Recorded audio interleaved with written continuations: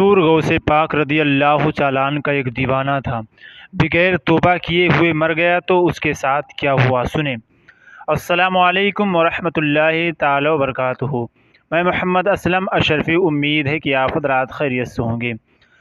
یہ ویڈیو پر اگر آپ نئے ہیں تو پلیز ہمارے چینل کو سبسکرائب کر دینا، لائک کرنا، پلیز اسے شیئر کرنا، لازمی شیئر کرنا۔ سنیں، گجرات الہند کا ایک واقعہ ہے کہ حضور سیدنا شیخ عبد القادر جیلانی رضی اللہ تعالیٰ عنہ کا دیوانہ رہا کرتا تھا، جو کہ 11ویں شریف نہایت اہتمام سے مناتا تھا۔ ایک خاص بات اس میں یہ بھی تھی کہ وہ سیدوں کی بے حد تعظیم کرتا تھا۔ منع سید زادوں پر شفقت کا یہ حال تھا کہ انہیں اٹھائے پھرتا اور انہیں شیرنی وغیرہ خرید کر پیش کرتا۔ اس دیوانے کا انتقال ہو گیا، میت پر چادر ڈالی ہوئی تھی، سو گنوار جمع ہوئے، بہت سارے لوگ جمع ہوتے ہیں، اور اچانک چادر ہٹا کر وہ غوث پاک کا دیوانہ اٹھ بیٹھا۔ لوگ گھبرا کر بھاگ کھڑے ہوئے۔ اس نے پکار کر کہا، ڈرو مت، سنو تو صحیح۔ لوگ جب قریب آئے تو کہنے لگا، بات دراصل یہ ہے کہ ابھی میرے 11ویں والے پیر سیدی سرکار غوث پاک رضی اللہ تعالیٰ عنہ تشریف لائے تھے، اور انہوں نے ٹھوکر لگائی اور مجھ سے فرمایا، ہمارا مرید ہو کر بغیر توبہ کیے ہوئے مر گیا، اٹھ اور توبہ کر لے۔ الحمدللہ مجھ میں روح لوٹ آئی تاکہ میں توبہ کر لوں۔ اتنا کہنے کے بعد دیوانے نے اپنے تمام گناہوں سے توبہ کی اور کلمہ پاک کا ورد کرنے لگا۔ پھر اچانک اس کا سر ایک طرف ڈھلک گیا اور اس کا انتقال ہو گیا۔ رضا کا خاتمہ بالخیر ہوگا، رضا کا خاتمہ بالخیر ہوگا، اگر رحمت تیری شامل ہے یا غوث، اگر رحمت تیری شامل ہے یا غوث۔ عزیزان ملت اسلامیہ، دیکھا آپ نے کہ حضور سیدی سرکار غوث پاک نے ایک مقام پر فرمایا تھا، جو میرا دیوانہ ہوگا، جو میرا مرید ہوگا، وہ بغیر توبہ کیے ہوئے مر ہی نہیں سکتا۔ اللہ اکبر، اللہ اکبر۔ سرکار غوث پاک رضی اللہ تعالیٰ عنہ کے دیوانوں اور مریدوں کو مبارک ہو کہ سرکار غوث پاک رضی اللہ تعالیٰ عنہ کے فرمان کے مطابق ان کا مرید چاہے کتنا ہی گنہگار ہو، وہ اس وقت تک نہیں مرے گا جب تک توبہ نہ کر لے۔ مجھ کو رسوا بھی اگر کوئی کہے گا تو یوں ہی کہ وہی نہ وہ گدھا بندے رسوا تیرا۔ عزیزان ملت اسلامیہ، حضرت سیدنا عمر بزار رضی اللہ تعالیٰ عنہ فرماتے کہ ایک بار جمعۃ المبارک کے روز میں حضور غوث پاک رضی اللہ تعالیٰ عنہ کے ساتھ جامع مسجد کی طرف جا رہا تھا۔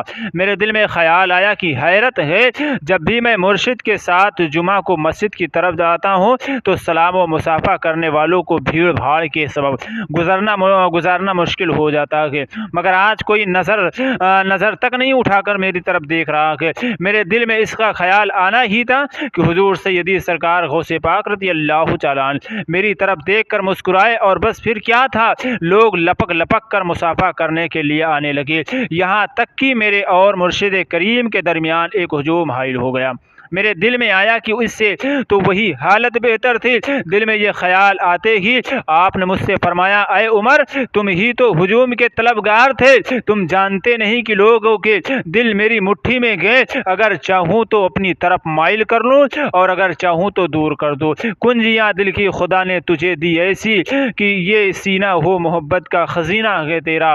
عزیزان ملت اسلامیہ، ایک مقام پر سرکار غوث اعظم رضی اللہ تعالیٰ عنہ فرماتے ہیں کہ اگر شریعت کی مہر میرے اوپر نہ ہوتی تو میں ملت اسلامیہ میں آپ کو بتاؤں، حضور غوث پاک رضی اللہ تعالیٰ عنہ فرماتے ہیں، میں ساری کائنات کو ایسے دیکھتا ہوں جیسے میں اپنی ہتھیلی پر رائی کا دانہ دیکھتا ہوں۔ اور میں ایک مقام پر فرماتے ہیں کہ اگر شریعت مطہرہ کی مہر میرے اوپر نہ ہوتی تو میں یہ بھی بتا دیتا کہ لوگ کتنا کھاتے ہیں اور کتنا جمع کر کے رکھتے ہیں۔ عزیزان ملت اسلامیہ، حضرت بشر کرزی رضی اللہ تعالیٰ عنہ کا بیان ہے کہ میں شکر سے لدے ہوئے 14 اونٹوں سمیت ایک تجارتی قافلے کے ساتھ تھا۔ ہم نے رات ایک خوفناک جنگل میں پڑاؤ کیا۔ شب کے ابتدائی حصے میں میرے 4 لدے ہوئے اونٹ لاپتہ ہو گئے، جو تلاش و بسیار کے باوجود نہ ملے۔ قافلہ بھی کوچ کر گیا۔ عزیزان ملت اسلامیہ، میرے ساتھ اور میں آپ کو بتا دوں کہ شتردار یعنی اونٹ باندھنے والے لوگ بھی تھے، اور صبح کے وقت مجھے اچانک یاد آیا کہ میرے پیر و مرشد سرکار غوث اعظم رضی اللہ تعالیٰ نے مجھ سے فرمایا تھا، جب بھی تو کسی مصیبت میں مبتلا ہو جائے تو مجھے پکار، انشاءاللہ وہ مصیبت دور ہو جائے گی۔ چنانچہ میں نے یوں ہی فریاد کی، یا شیخ عبد القادر جیلانی، میرے اونٹ گم ہو گئے کہ ایک جانب مشرق ٹیلے پر مجھے سفید لباس میں ملبوس ایک بزرگ نظر آئے جو اشارے سے مجھے اپنی جانب بلا رہے تھے۔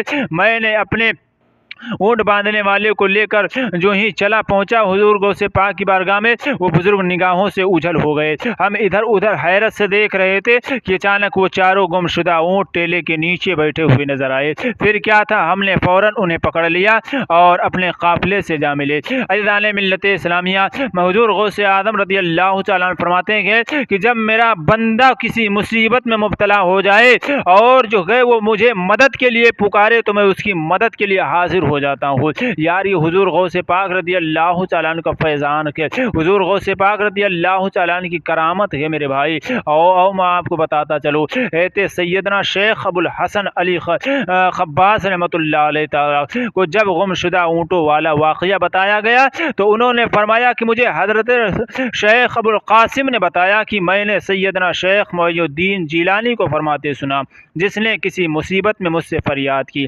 وہ مصیبت جاتی رہی، اور جس نے کسی سختی میں میرا نام پکارا وہ سختی دور ہوتی رہی۔ جو میرے وسیلے سے اللہ کی بارگاہ میں اپنی حاجت پیش کرے وہ حاجت پوری ہوگی۔ جو شخص 2 رکعت نماز نفل پڑھے اور ہر رکعت میں الحمدللہ الحمد شریف کے بعد قل هو اللہ احد پڑھے، 11 مرتبہ پڑھے، سلام پھیرنے کے بعد سرکار غوث اعظم پر درود پڑھے، تو پھر بغداد شریف کی طرف 11 قدم چل کر میرا نام پکارے اور اپنی حاجت بیان کرے، وہ حاجت انشاءاللہ ضرور پوری ہوگی۔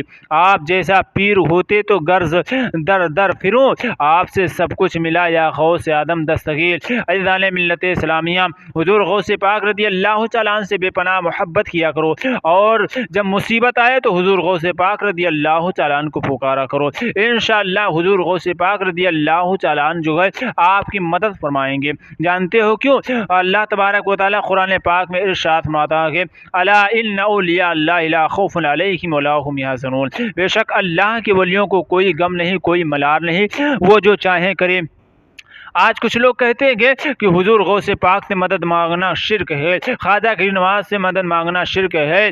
میں آپ سے کہنا چاہتا ہوں یہ شرک نہیں ہے، ہم ان کی بارگاہ میں ان سے نہیں طلب کرتے بلکہ ان کا وسیلہ لے کر کے رب کی بارگاہ میں فریاد کرتے ہیں۔ اللہ تبارک و تعالیٰ خود ہی قرآن میں فرماتا ہے جب مجھ سے کچھ مانگنا ہو تو میری جانب وسیلہ تلاش کرو۔ اللہ اکبر، اللہ اکبر۔ آؤ میں آپ کو بتاتا چلو، مذکورہ حکایت کے ضمن میں کسی کے ذہن میں یہ وسوسہ آئے کہ اللہ کے سوا کسی سے مدد مانگنی ہی نہیں چاہیے، کیونکہ جب اللہ تبارک و تعالیٰ مدد کرنے پر قادر ہے تو پھر غوث پاک یا کسی اور بزرگ سے مدد مانگیں ہی کیوں؟ جواباً میں آپ کو بتا دوں یہ شیطان کا خطرناک ترین وار ہے، اور اس طرح وہ نہ جانے کتنے لوگوں کو گمراہ کر دیتا ہے۔ حالانکہ اللہ تبارک و تعالیٰ نے کسی غیر سے مدد مانگنے سے منع نہیں فرمایا ہے، بلکہ قرآن مجید میں جگہ جگہ اللہ نے دوسروں سے مدد مانگنے کی اجازت فرمائی ہے۔ ہاں، ہر طرح سے قادر مطلق ہونے کے باوجود بذات خود اپنے بندوں سے دین حق کی مدد کے لیے ترغیب ارشاد فرمائی ہے۔ چنانچہ پارہ نمبر 26 سورہ محمد کی آیت نمبر 7 میں ارشاد فرماتا ہے ان تنصروا اللہ ینصرکم۔ عزیزان ملت اسلامیہ، رب فرماتا ہے اگر تم دین خدا کی مدد کرو گے تو اللہ تمہاری مدد کرے گا۔ آؤ میں آپ کو بتاؤں سیدنا عیسیٰ روح اللہ نے اپنے حواریوں سے مدد فرمائی۔ چنانچہ پارہ 28 سورہ صف کی 14ویں آیت کریمہ میں ارشاد فرماتا ہے قال عیسی ابن مریم للحوارین من انصاری الی اللہ قال الحواریون نحن انصار اللہ۔ عیسیٰ علیہ نبی علیہ السلام بن مریم نے حواریوں سے کہا تھا کون ہے جو اللہ کی طرف ہو کر میری مدد کرے۔ حواریوں بولے ہم دین خدا کے مددگار ہیں۔ حضرت موسیٰ کلیم اللہ کو جب تبلیغ کے لیے فرعون کے پاس جانے کا حکم ہوا تو انہوں نے بندے کی مدد فرمانے کے لیے بارگاہ خدا بندی میں عرض کیا وَاجْعَل لِّی وَزِیرًا مِّنْ أَہْلِی، اعلان ملت اگر میرے لیے میرے گھروں میں سے ایک وزیر کر دے۔ وہ کون؟ میرا بھائی ہارون، اس سے میری کمر مضبوط کر۔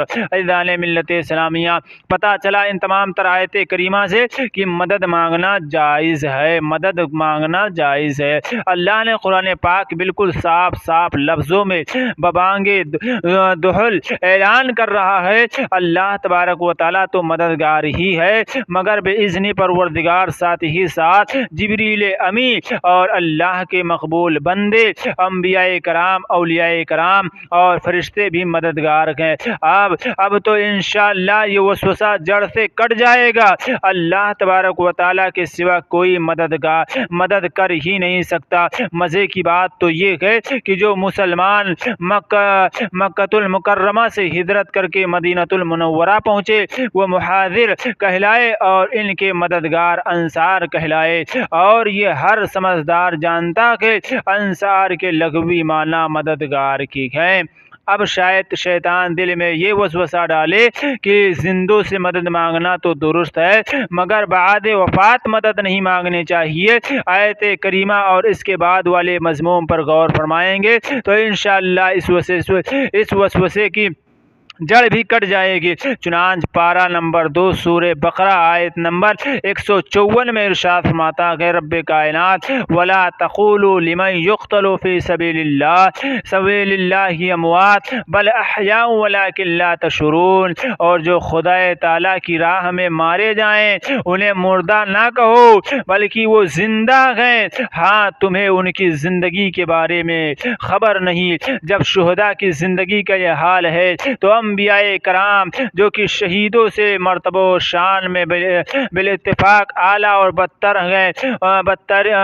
ہیں، ان کے حیات یعنی زندہ ہونے میں کیوں کر شبہ کیا جا سکتا ہے؟ حضرت سیدنا امام بہقی رحمۃ اللہ تعالی علیہ نے حیات انبیاء کے بارے میں ایک رسالہ لکھا اور دلائل النبوہ میں فرماتے ہیں انبیاء کرام شہداء کی طرح اپنے رب کے پاس زندہ گئے۔ یار جب شہداء زندہ گئے تو میں آپ کو بتاؤں انبیاء